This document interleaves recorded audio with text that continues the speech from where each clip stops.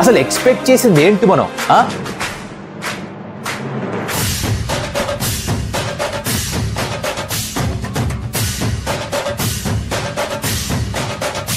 అసలు highlight moment of the match ఏంట్రా అంటే గౌతమ్ గంభీర్ విరాట్ కోహ్లీ దగ్గరికి స్ట్రాటజిక్ టైమ్అవుట్ లో వచ్చి హగ్ చేసుకొని నవ్వుతూ మాట్లాడి నీ పిల్లల్లా ఉన్నారని చెప్పి అడిగేసి అంతా కూడా మేము దోస్ బాయ్ బాయ్ టైప్ లో ఆ ఫీలింగ్స్, ఆ వైబ్స్, చిల్ వైబ్స్ ఇస్తే చూసే వాళ్ళందరికీ కూడా నీరు గారిపోలా. అరే మేము ఎక్స్పెక్ట్ చేసింది ఏంది భయ్యా, మీ ఇద్దరు కొట్టుకుంటారని, మీ ఇద్దరు మాట ఎక్స్చేంజ్ చేసుకుంటారని, అగ్రెషన్ వస్తుందని, ఫైర్ అవుతారని, విరాట్ కోహ్లీ కూడా కాస్త ఫైర్ అవుతాడు, తర్వాత టోర్నమెంట్ లో కూడా పనికొస్తుందని, ఇది కదా ఎక్స్పెక్ట్ చేసింది. అదంతా లేకుండా ఇలా మీరు తుస్ చేశారు మొత్తం అంతా. క్యూ ఒక అందుకు మంచిదేనేమో, ఎందుకు కొట్టుకోవాలి ఎప్పుడు కూడా. అండ్ లైక్ చేసే fatherhood makes a man little more comer, little more patient. Maybe రెండోసారి తండ్రి అయ్యాడు కాబట్టి ఇంకో కొత్త ఎడిషన్ టు హిస్ ఫ్యామిలీ కూడా ఉంది కాబట్టి విరాట్ కోహ్లీకి ఇంకొంచెం కామ్ అయ్యాడేమో. బట్ ఎనీ విచ్ వేస్ అనుకున్నది జరగలేదు, అనుకున్న ఏ ఫైర్ వర్క్స్ చూడలేదు, మ్యాచ్ అలా సాఫీగా వెళ్ళిపోయింది అనమాట. రింకు సింగ్ చేస్తారు మధ్య మళ్ళీసారి మంచి బ్యాటిల్ చూస్తాం అనుకున్నావా? అబ్బే అది జరగలే. పోనీ సిరాజ్ వర్సెస్ రసల్ చూస్తాం అనుకున్నావా? అది జరగలే. ఏట్రా ఇది ఇట్లా అయిపోయింది, మరి సప్పగా వెళ్ళిపోలే మ్యాచ్. మరి ఈ హోమ్ టీమ్సే గెలుస్తూ పోవాలి, ఇప్పటిదాకా 9 మ్యాచ్లు అదే జరిగింది కదా, మళ్ళీ అదే జరుగుతుందేమో అనుకో అందరికీ కూడా నిరాశ ఎదురైంది. ఆర్సీబీ ఫ్యాన్స్ కాస్త డిసప్పాయింట్ అంటారు, కేకేఆర్ ఫ్యాన్స్ మటుకు ఫుల్ హ్యాపీస్. వీళ్ళు లాస్ట్ 6 times గా బెంగళూరుకి వచ్చినప్పుడల్లా కూడా ఆర్సీబీని కొట్టే వెళ్ళిపోతున్నారు. మాట్లాడుకుందాం, డీటెయిల్ గా మాట్లాడుకుందాం. Let's get started. హాయ్ నమస్కారం, వెల్కమ్ టు స్టంప్ టేల్స్. నా పేరు కౌశిక్ అండ్ మీరు ఇప్పటిదాకా ఎప్పుడు కూడా ఈ ఛానల్ చూసుకుంటే welcome to Stump Tales. Subscribe చేసుకోండి, రోజు వీడియో వస్తుంది. అలాగే ఇంత ముందర గతంలో వచ్చినా కూడా సబ్స్క్రైబ్ చేసుకోకపోతే ఇప్పటిదాకా నేను మిమ్మల్ని సబ్స్క్రైబ్ చేసుకోవడానికి ఫోర్స్ చేసి ఉండకపోయి ఉంటే with my content, this is my request, subscribe చేసుకోండి. ప్రతిరోజు ఒక వీడియోతో వస్తున్నాం మీ దగ్గరికి. Let's try and grow the Stump Tales family. And అది మాకు హెల్ప్ అవుతుంది, మీకు కూడా కంటెంట్ తీసుకొచ్చే ప్రయత్నం చేస్తున్నాం కాబట్టి, మీకు కూడా క్రికెటింగ్ కంటెంట్ కావాలనుకుంటే ఇక్కడ దొరుకుతుంది కాబట్టి win win situation. Let's do that. And already subscribe చేసిన అందరికీ కూడా thank you so much. So జరిగింది ఏంటంటే ఈ మ్యాచ్ లో ఆర్సీబీకి second home game versus Kolkata Knight Riders. KKR at the outset ఏంటి అసలు మ్యాటరు, కేకేఆర్ లాస్ట్ 5 times కూడా బెంగళూరుకి వచ్చినప్పుడు వాళ్లే గెలిచారు. ఆర్సీబీ వర్సెస్ కేకేఆర్ ఎప్పుడు కూడా పెద్ద రైవల్రీ ఉంది. ఆ రైవల్రీ ఏం పెద్దగా కనిపించలేదు, ఎందుకంటే ఇక్కడ జరిగింది ఏంటంటే రైట్ ద టాప్ స్టార్ట్ అవుదాం, టాస్ నుంచి మొదలెడదాం. టాస్ గెలిచారు కేకేఆర్. శ్రేయస్ అయ్యర్కి మైండ్ ఫ్యూజ్ ఎగిరిపోయింది, ఎందుకంటే నా దగ్గర 2 11s ఉన్నాయి, ఎవరు ఆడుతున్నారు ఎవరు ఆడట్లేదు, క్యా హువా హే ప్రభు అనుకుంటూ మొదలెట్టాడు కదా. ఇప్పుడు బేసిక్గా బ్యాటింగ్ 11 బౌలింగ్ 11 రెండు తీసుకెళ్తారు.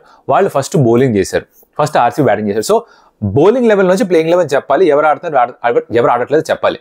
చూశాడు అనుకుల్ రాయ్ ఆడుతున్నాడు, ఎవరి ప్లేస్లో ఆడుతున్నాడు అని ఒక రోహిత్ శర్మ మూమెంట్. రోహిత్ శర్మ చేస్తాడు క్యూట్గా ఇలా, ఎవరు ఆడుతున్నారు నాకు తెలియదు మర్చిపోయారు అన్నట్టుగా. చాలా పాస్పోర్ట్ మర్చిపోతాడు, టికెట్లు మర్చిపోతాడు, మొబైల్ మర్చిపోతాడు. అట్లా శ్రేయస్ అయ్యర్ కూడా తయారవుతున్నట్టున్నాడు. తను కూడా పూర్తిగా మర్చిపోయాడు ఎవరు రీప్లేస్ చేస్తున్నాడు అనుకుల్ రాయ్ అని. నితీష్ రాణా కాస్త నిగిల్ కారణంగా ఆడలేదు, బేసికల్ తను బయటికి వెళ్ళిపోయాడు, తన స్థానంలో వచ్చాడు. రఘువంశీ ఇంకో కుర్రాడు కూడా బ్యాటింగ్ వస్తున్నప్పుడు ఇంపాక్ట్ సబ్గా లోపలికి వద్దామని చెప్పి క్యాప్ ఇచ్చారు, కాకపోతే అబ్బాయికి బ్యాటింగ్ చేసే అవకాశం రాలేదు, సందర్భం కూడా రాలేదు. అక్కడ అలా స్టార్ట్ అయింది ఈ మ్యాచ్. ఏంటి ఆర్సీబీ ఫస్ట్ బ్యాటింగ్ చేయడం చేశారు, యాక్చువల్లీ బాగానే చేశారు, అంటే 70-80% బాగానే చేశారు. ఓవరాల్గా 182 వచ్చినా కూడా 180+ వచ్చినా కూడా నాకేంటో అనిపించింది అంటే ఎక్కడో కాస్త వీళ్ళ ఆ కేజీఎఫ్లో జీఎఫ్ ఫైర్ అవ్వట్లేదు, అది కొంచెం దెబ్బ కొట్టేస్తుంది వీళ్ళకి. ఫ్యాఫ్ త్వరగా అవుట్ అయిపోతున్నాడు. గ్లెన్ మ్యాక్స్వెల్ ఉన్నంతసేపు కొంచెం స్క్రాచీగా అనిపించాడు. 6 కొట్టినా కూడా క్యాచ్ అండ్ డ్రాప్ అవుతాయి. దాని తర్వాత వచ్చిన కొన్ని రన్స్ 19-20 అనుకుంటా. బట్ విరాట్ ఒక్కడే 80కి పైగా రన్ స్కోర్ చేసి మళ్ళీ ఆరెంజ్ క్యాప్ తన దగ్గర పెట్టుకున్నా కూడా, తన సోలోగా ఎంత చేసినా కూడా క్రికెట్ అనేది టీమ్ స్పోర్ట్ ఈవెన్చువలీ. సో సోలోగా ఒక ప్లేయర్ ఎంతని గెలిపించగలడు, కుదరదు. దినేష్ కార్తిక్ ఎందుకు అంత లాస్ట్లో వస్తున్నాడు, కాంట్రాక్ట్లో ఏమన్నా ఎక్కడన్నా రాస్తుందా దట్ 12 balls ఆడాలి, 2-3 hours ఉన్నప్పుడు మాత్రమే రావాలి అని. ఇంకొంచెం ముందు వచ్చుంటే ఏమై ఉండేది మనకు తెలీదు. ఆ లెఫ్ట్ రైట్ కాంబినేషన్ కోసం అనుజ్ రావుత్ని పంపించారు. దినేష్ కార్తిక్ వచ్చేసరికి 18వ ఓవర్ అయిపోయింది. అప్పటికి తను 3 6 కొట్టాడు. వచ్చిన 8 balls లో కూడా ఐ థింక్ 3 6 కొట్టాడు, బాగానే ఆడాడు. బట్ ఇంకొంచెం ముందు వస్తే ఇంకొంచెం ఎక్కువ కొడతాడు కదా అని ఒక ఆశ. అండ్ ఏ మాట కామాట కేకేఆర్ బౌలర్స్ బాగా వేశారు, స్పెషలీ ఐ థింక్ నరీన్ కూడా బాగానే వేశాడు, రసల్ చాలా బాగా వేశాడు, హర్షిత్ రాణా మళ్ళీ ఆ ఫైర్ చూపించాడు. అండ్ వాళ్ళు చేసింది ఏంట్రా అంటే ఆ స్లోవర్ బాల్స్, ఆ కటర్స్ తెగ వేశారు. దాంతో ఈ పిచ్ యూజువల్గా అయితే హై స్కోరింగ్ వెన్యూ, ఆ పిచ్ కూడా ఇనిషియల్గా చూసినప్పుడు అదే అనిపించింది, కొంచెం డ్రైగా ఉంది అని చెప్పారు సునీల్ గవాస్కర్ గారు ఆ పిచ్ రిపోర్ట్లో. చెప్పినట్టుగా జరిగింది. బాల్ చక్కగా రాలేదు బ్యాట్ పైకి, అందుకని సెట్ అయి ఉన్న విరాట్ కోహ్లీ కూడా కొంచెం ఇబ్బంది పడ్డాడు at some points in the innings run score చేయడానికి. వెన్ ఈ స్టార్టెడ్ ఆఫ్ బాగా స్టార్ట్ చేశాడు 6 overs 61 స్ట్రైక్ రేట్ కూడా బాగుంటుంది 150 పైన ఉంటుంది. దాని తర్వాత ఆ మిడిల్ ఓవర్స్ స్ట్రైక్ రేట్ 110 115 మధ్యలోకి వచ్చింది. తర్వాత మళ్ళీ ఎండ్ ఓవర్స్ స్ట్రైక్ రేట్ 130 పైకి తీసుకెళ్లాడు. సో ఓవరాల్గా 140 దగ్గర స్ట్రైక్ రేట్ ఉన్నప్పటికీ కూడా అది ఎక్కడో సరిపోలేదు. అంటే తను ఒక్కడే కదా కొడుతుంది, చుట్టూ ఇంకెవరు రన్స్ కొట్టట్లే కదా, అదే పెద్ద ప్రాబ్లంగా మారిపోయింది. ఆర్సీబీకి ఇది మాత్రమే నా ప్రాబ్లం కాదు, ఆర్సీబీకి ఇంకా ప్రాబ్లమ్స్ ఉన్నాయి. ఆర్సీబీ ఫ్యాన్గా ఉంటే కొంచెం ర్యాషనల్గా ప్రాక్టికల్గా ఆలోచించండి, ఎమోషనల్గా ఆలోచించకండి. నేను చెప్పేదానికి నీకేం తెలుసురా భయ్, మా ఆర్సీబీ తోప్ టీము, మేము కప్పులు గెలవకపోయినా కూడా ఏం, అది కాదు. కప్పు గెలవాలంటే ఏం కావాలంటే ఒక మంచి సెటప్ కావాలి, మంచి టీం కావాలి. ఆ టీం లేదు భయ్యా ఈసారి కూడా అన్ఫార్చునేట్లీ. బౌలర్స్లో ఎవరో ఒకళ్ళు కాదు, ఇద్దరు ముగ్గురికి అవుట్ స్టాండింగ్ సీజన్ ఉంటే తప్ప, వాళ్ళ స్థాయికి ఎక్కువ పర్ఫామ్ చేస్తే తప్ప గెలిచేలా అనిపించట్లేదు. బికాజ్ ఎక్స్పోజ్ అయిపోయారు వాళ్ళు మళ్ళీ. ఇక్కడ కేకేఆర్ బౌలింగ్ చేస్తున్నప్పుడు స్లోవర్ డెలివరీస్ వేసి ఇబ్బంది పెట్టారో, రన్ స్కోర్ చేయనివ్వలేదు, అది చూసి నేర్చుకోవాలి కదా. ఫస్ట్ థింగ్ ఎక్స్పీరియన్స్ బౌలర్సే, కానీ ఎందుకు అది ఫాలో అవ్వలేదు. అండ్ వీళ్ళు చేసింది ఏది కూడా వర్కౌట్ కాలేదు. ఎక్కువ పేస్ ఆఫర్ చేశారు స్టార్టింగ్ లో. సునీల్ నరేన్కి బౌన్సర్స్ ఎక్కువ వేయాలి తన బ్యాటింగ్ వచ్చినప్పుడు, తెలిసిన విషయం. ప్రపంచంలో తను ఎక్కడ బ్యాటింగ్ చేసినా రాగానే బౌన్సర్ వేస్తారు. వేసిన బౌన్సర్స్ తలపై నుంచి కీపర్ పై నుంచి వెళ్ళిపోయాయి. రైట్ హైట్ లో బౌన్సర్స్ వేయలేదు. I think 2 bouncers per over వేయచ్చు అన్న రూల్ వచ్చినప్పటి నుంచి ఎక్స్ట్రా ట్రై చేస్తున్నారా అని అనిపిస్తుంది. బికాస్ రైట్ హైట్ అంటే ఈ షోల్డర్ నుంచి హెల్మెట్ ఈ జోన్ లో కనుక వేస్తే కంట్రోల్ చేయడం కష్టం. షోల్డర్ పైన ఎప్పుడున్నా కూడా ఆ పుల్ని హుక్ ని కంట్రోల్ చేయడం కష్టంగా మారిపోతుంది. కరెక్ట్ గా ఈ జోన్ లో వేయాలి. ఇది హిట్టింగ్ జోన్ బౌన్సర్ కి, అక్కడ వేయట్లేదు. మరీ పైకి లేదా వేస్ట్ అయ్యి ఈజీగా ఆడేస్తాడు తను కూడా. అదే చేశాడు కూడా. పవర్ ప్లేలో వాళ్ళు 86 కొట్టేసిన తర్వాత ఇంకేముంది అక్కడ, తను పంపించిందే ఎందుకు, పైకి బాల్ వేస్తే ఇష్టం కొడతాడు. అందరూ కూడా, అది సిరాజే కావచ్చు, అల్జారి జోసెఫే కావచ్చు, యష్దాలే కావచ్చు, ఈ ముగ్గురు ఫాస్ట్ బౌలర్స్ కూడా ముగ్గురు ఒకేసారి ఒకే రోజు ఆఫ్ డే ఉంటే మ్యాచ్ ఇలానే ఉంటుంది. పవర్ ప్లే తర్వాత 1 side కాంటెస్ట్ అయిపోయింది. నరేన్ ఇలా ఆడితే సాల్ట్ కూడా బాగానే ఉన్నసేపు వాళ్ళిద్దరు పార్ట్నర్షిప్ 86. నరేన్ అవుట్ అయిపోయిన తర్వాత కొంచెం నెమ్మది అవుతుంది అనుకుంటే వెంకటేశ్వర వచ్చి తను ఢామ్ అని కొట్టాడు. ఒక బాల్ అయితే గ్రౌండ్ బయటకు కొట్టాడు. అగైన్ పైకి వేస్తారు. స్పిన్నర్స్ లేరు ఆర్సీబీ దగ్గర, మీరు గమనించారా? ఒక మయాంక్ డాగర్ వేసాడు నిజమే, కాకపోతే మీరు అక్కడ గ్లెన్ మ్యాక్స్వెల్ తీసుకొద్దామంటే కూడా కెప్టెన్ ఆలోచిస్తున్నాడే. మీకు ఫ్రంట్ లైన్ స్పిన్నర్స్ ఎవరు? Mayank Dagar, Glenn Maxwell, this is your front line spinners. Karan Sharma ఉన్నాడు స్క్వాడ్లో, తను ఎక్కువ ఆడట్లేదు. ఎలా స్పిన్నర్స్ లేకుండా ఎలా ఆపరేట్ చేయగలరు? అంటే ఫాస్ట్ బౌలర్స్తో మాత్రమే మనం ఆపరేట్ చేద్దాం అనుకుంటే ముగ్గురులో కనీసం ఇద్దరన్నా ఫామ్లో ఉండాలిగా ఆ రోజు. ఎవ్రీ గేమ్ ఫామ్లో ఉండాలిగా. వైశాఖ్ విజయ్ కుమార్ అద్భుతంగా బౌలింగ్ చేసినా కూడా మిగతా అందరు ఎంత కష్టపడ్డారో చూడొచ్చు, ఎంత ఈజీగా రన్స్ ఇచ్చారో చూడొచ్చు. If this continuous, Virat Kohli ఒక్కడు ఏం చేయలేడు. 2016 లాంటి సీజన్ ఉన్నా కూడా తనకి ఒక్కడే ఏమీ చేయలేడు. We need to understand that RCB actually కొంచెం ఇబ్బంది ఉంది ఆ బౌలింగ్ డిపార్ట్మెంట్లో. లాకీ ఫర్గ్యూసన్ ఆడించాలా, రీస్టాప్లింగ్ తీసుకురావాలా, they need to think. Because Alzarri Joseph is not delivering. తను వేసిన ఈ మ్యాచ్కి ముందర 7-8 overs 78 ఇచ్చాడు. ఈ మ్యాచ్లో కూడా చాలా ఎక్స్పెన్సివ్గా ప్రూవ్ అయ్యాడు. బౌన్సర్ మరి ఎక్కడెక్కడికో వెళ్ళిపోతున్నాయి, వర్కౌట్ కావట్లేదు తనకి. So they probably need to change that combination. Maxwell try చేయలేదు సార్ ఫ్యాఫ్ టు ప్లేసి. పోస్ట్ మ్యాచ్లో తను మాట్లాడుతూ ఏమన్నాడు, మ్యాక్స్వెల్తో వేయించచ్చు, కానీ ఈ వికెట్లో ఏంట్రా అంటే ఒక స్పిన్నర్ వచ్చినప్పుడు ఈజీగా విత్ ద టర్న్ ఆడేయచ్చు, 6లు వస్తాయి.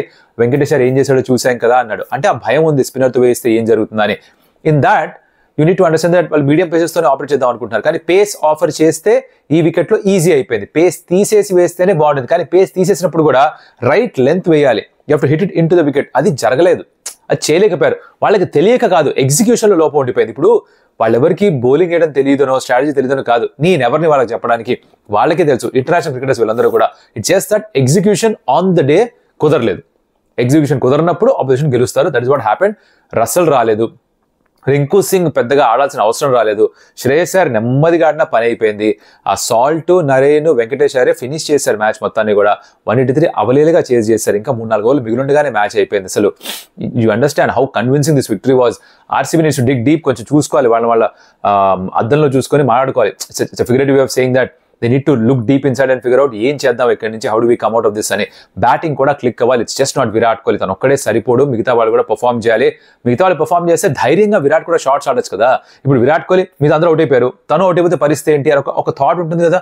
దాంట్లో తను కూడా కొంచెం నెమ్మది అవుతున్నాడు మధ్యలో. ఇట్స్ నాట్ హిస్ ఫాల్ట్, మిగతా ఎవరు కంట్రిబ్యూట్ చేయట్లేదు. So somebody needs to step up, not just Dinesh Karthik and Virat Kohli. ఆ మిగతా వాళ్ళు ఎవరో టాప్ ఆర్డర్లో గ్రీన్ కావచ్చు, మ్యాక్స్వెల్ కావచ్చు, ఫాఫ్ కావచ్చు, somebody has to start scoring runs. 2 ఓడిపోయారు 3లో. They need to get their act together, because initial టోర్నమెంట్లో 3-4-5 మ్యాచ్లు ఓడిపోయారు, because very difficult to qualify for the play off. So RCB I hope they bounce back really strong. Very good side వాళ్ళు ఉంటేనే ఈ ఐపీఎల్కి ఒక మజా, ఒక అందం, ఒక చందం. అదా కేకేఆర్ విషయానికి వస్తే వాళ్ళకి పెద్ద నెగిటివ్ ఏంటంటే మిచెల్ స్టార్క్ ఇప్పటిదాకా 8 ఓవర్లు వేసాడు, 100 రన్లు ఇచ్చాడు. ఫస్ట్ మ్యాచ్లో 53, ఈ మ్యాచ్లో 47, రౌండ్ ఫిగర్ 100. 8 ఓవర్స్లో 100. బాల్ స్వింగ్ అవ్వట్లేదు అన్నప్పుడు త్రూ ద లైన్ ఇష్టం వచ్చినట్టు కొడుతున్నారు. తను కట్టర్స్ వేసినా కూడా తను ఉన్న పేస్కి అది కొంచెం ఈజీ పేస్లో వస్తుంది కాబట్టి, అంటే కంఫర్టబుల్ పేస్లో వస్తుంది కాబట్టి they took him to cleaners. So Mitchell Starc is a problem. I think తను త్వరగా అడ్జస్ట్ అవ్వాలి కండిషన్స్కి. స్వింగ్ లేకపోతే ఏం చేయాలి అని ఒక ప్లాన్ బి తనకు కూడా కావాలి. I think is trying to figure that out. Very good bowler, experience bowler, highly skilled bowler. So he'll get that. I'm sure ఆ యార్కర్స్ ఇంకా ఎగ్జిక్యూట్ చేయలేకపోతున్నాడు పర్ఫెక్ట్గా. So that's one thing. But KKR batting looks very good. When it works it looks very good. Sunil Narayana runs కొట్టిన తర్వాత ఆ batting look, ఆ makeup మారిపోయిందిగా పూర్తిగా. దానికి బౌన్సర్లు ఎందుకు వెళ్ళేదో కన్సిస్టెంట్గా అర్థం కావట్లేదు. సెట్ అయిపోయిన తర్వాత వేస్తే ఒక బాల్ బయటకు కొట్టాడు. బట్ రెగ్యులర్గా అదే వేసి ఉంటే అవుట్ అయ్యే ఛాన్సెస్ ఎక్కువ ఉండేవి నా feeling. Anyways that didn't happen. So ఇలా ఆర్సీబీ మ్యాచ్ ఓడిపోయింది. హోమ్ టీమ్స్ గెలుస్తూ ఉన్న ఈ పరంపరకి చెక్ పడింది. నెక్స్ట్ ఈ రివ్యూ అయిపోయింది, ప్రివ్యూకి వెళ్దాం.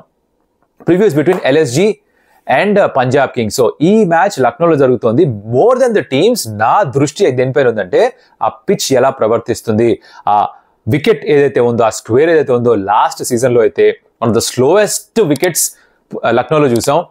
ర్యాంక్ టర్నర్స్ చూసాం, చాలా లో స్కోరింగ్ మ్యాచెస్ చూసాం. 130, 140, 150 గగనంగా మారిపోయిన సందర్భాలు ఎన్నో చూసాం. ఈసారన్నా మార్చారా లేదన్నా చూడాలి. Because Lucknow super giants has got a very strong batting lineup. చూడండి, Quinton de Kock, KL Rahul, Marcus Stoinis, Nicholas Pooran, Badoni, Deepak కూడా, ఇట్లాంటి బ్యాటర్స్ ఉన్నారు. So they need a good batting surface పెద్ద స్కోర్ చేయడానికి. అలా లేకుండా ఈ turning tracks, slow low tracks ఇస్తే I'm not really sure what will happen. So I think pitch is more important than the teams. But speaking about the teams, I think పెద్ద మార్పులు చేర్పులు చేసుకోకపోవచ్చు. Punjab Kings ఒకటి, వాళ్ళు మొన్న ఆర్సీబీతో కూడా ఓడిపోయారు. గెలవాల్సిన మ్యాచ్ ఏమో వాళ్ళు ఓడిపోయారు బికాజ్ డీకే లాస్ట్లో కొట్టిపారేశాడు కాబట్టి they had to lose. Home game ఒకటి గెలిచారు, అవే గేమ్ ఒకటి ఓడిపోయారు. లక్నో ఏమో వాళ్ళు ఒక మ్యాచ్ ఓడిపోయి ఉన్నారు. So they want win under the belt. So in that aspect I think Punjab Kings బాగానే ఉన్నారు. వాళ్ళు కూడా again very good side. Looks ఇండివిజువల్గా అందర్ ప్లేసెస్ చూస్తే look like a strong unit. Rabada ఉన్నాడు బౌలింగ్లో, శామ్ కరణ్ ఉన్నాడు, తర్వాత అతను బ్యాటింగ్ కూడా చేస్తాడు. You got Shikhar Dhawan at the top. మన ప్రప్సిమ్రన్ కూడా లాస్ట్ సీజన్ 100 కూడా కొట్టున్నాడు. సో తను ఇంపాక్ట్ సబ్గా వాడుతున్నారు. తను బాగానే రన్ స్కోర్ చేస్తున్నాడు. జితేష్ శర్మ ఉన్నాడు as a finisher. Indian T20 సైడ్లో కూడా తనే రెగ్యులర్గా కనిపిస్తున్నాడు ఈ మధ్యకాలంలో. So దెవ్ got all good players. Click అవ్వాలి. బ్రార్ అద్భుతంగా బౌలింగ్ చేస్తున్నాడు. ఇటుపక్క ఎల్ఎస్జీ విషయానికి వస్తే దిగన్ గాట్ వాళ్ళకి బౌలింగ్ అటాక్ కూడా బాగుంది. కృణాల్ పాండ్యా లాంటి స్పిన్నర్ ఉన్నాడు. లో టర్నింగ్ ట్రాక్స్ ఒకవేళ వస్తే Krunal Pandya could be very effective there. But I don't know, నాకు ఈ మ్యాచ్ ఒక మ్యాచ్ చూస్తే తప్ప లక్నో పిచ్ ఎలా ప్రవర్తిస్తుందో అర్థం చేసుకుంటే తప్ప లక్నో యాజ్ అ వెన్యూ దాని గురించి ఏమనుకోవాలో అర్థం కావట్లేదు నాకు. Last season was not that great as far as viewing cricket is concern. I hope అది కాస్త అడ్రస్ చేస్తే బాగుంటుంది అనుకుంటున్నాను. సో ఆ మ్యాచ్కి సంబంధించిన రివ్యూలో కొంచెం డీటెయిల్గా మాట్లాడుకుందాం. ఆ పిచ్ గురించి, వాళ్ళు తీసుకున్న ప్లేయర్స్ గురించి, దాని గురించి గట్రా కూడా.